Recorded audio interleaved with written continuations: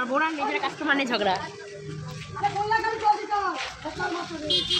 সেদিন চলে গেছিলাম বিকেলবেলা মা বল্লার কাছে। আর গঙ্গারামপুর থেকে বালুঘাট যেতে আমাদের মা বল্লার এই মন্দিরটা পড়ে থাকে বল্লা নামক জায়গায়।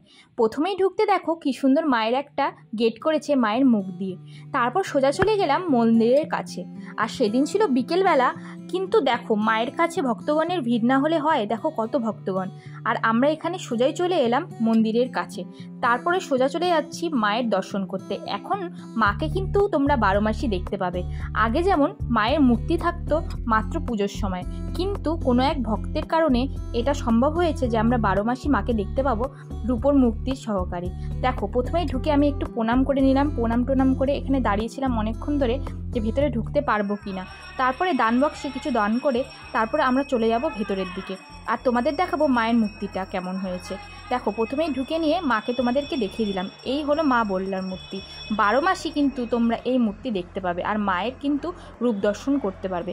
মাকে প্রণাম করে মনের সব মনস্কামনা বলে টলে নিয়ে তারপর ওখান থেকে আমরা মায়ের আরও কিছু ভিডিও তুলে নিলাম।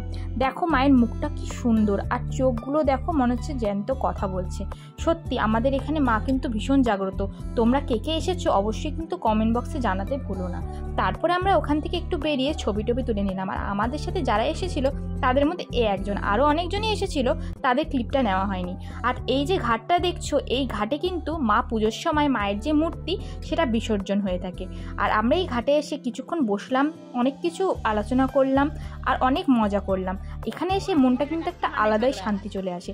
তারপর ওখান থেকে দেখো পুজোর যে দোকানগুলো বসে সেখানে কিন্তু ভীষণ ঝগড়া লেগে গেছিলো এই কাকিমার সাথে পাশের দোকানের কাকুর। তো সেটাই কিন্তু ভিডিও ক্লিপে নিয়েছি আর এইসব নিয়ে খুব মজা করছিলাম। তারপরে এখানে দাঁড়িয়ে কিছু ভিডিও করে আমরা চললাম বাড়ির উদ্দেশ্যে। তোমাদের ভিডিওটা কেমন লাগলো অবশ্যই জানিও আর আমার চ্যানেলটাকে সাবস্ক্রাইব করতে ভুলো না। টাটা।